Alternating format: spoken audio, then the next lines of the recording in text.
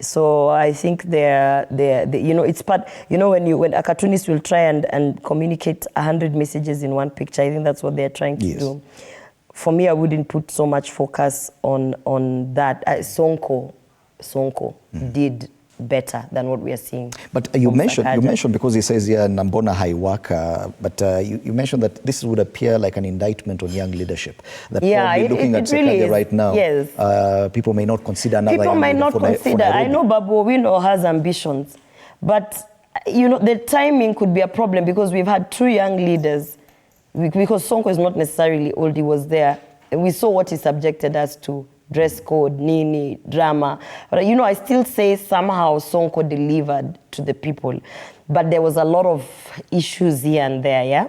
Which I'm sure if he went back, he would have now learned something and changed. Is Nairobi County too much for a young leader who has ambition? No, I don't think so. Bigger? No, I don't think so. We have Governor from Nandi, Sang. Comparing Nandi to Nairobi. No, but even if you compare apples and tomatoes and still put 2 young leaders, if it's about the age, even those tomatoes there, the young people there would have failed. I'm just saying it's not an issue of age. It's an issue of understanding why you have been elected. And maybe Sakaja thinks he was elected because he was cool or he appeared cool, because the only thing I've seen consistent with him through his PR team and communications team has been the trying to maintain the coolness. Everywhere he goes, it's about being cool. A nightclub at Uhuru Park. A nightclub at Uhuru Park, for Christ's sake. It's about being cool. Even when he gives his speeches, and you know, please don't take this personally, there are places you don't need to be cool.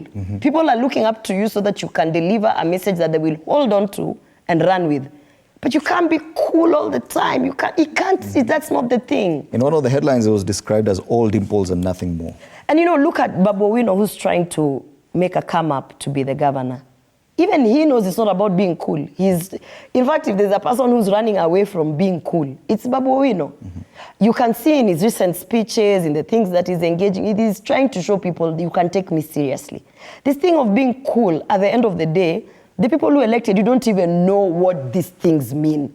They are wondering, kwa soko yetu mbona tunashinda tukichomekewa. We are not interested in those TikTok things.